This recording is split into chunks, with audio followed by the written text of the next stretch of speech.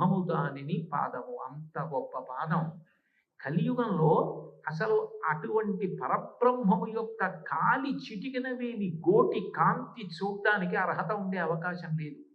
అక్రూరుడంతటి వాడన్నాడు, శూరులు తొల్లియే విభుని శోభిత పాద నట ప్రభావళించేరి భవాంధకారముల చెందక ఉందురు అట్టి దేవుని వైరముతోడనైన పిలువన్ ననుపెంపి శుభంబు చేసే నిష్కారణమైన ప్రేమ ఇదే కంసుని పోలు సకుండు కలుగుది అన్నాడు.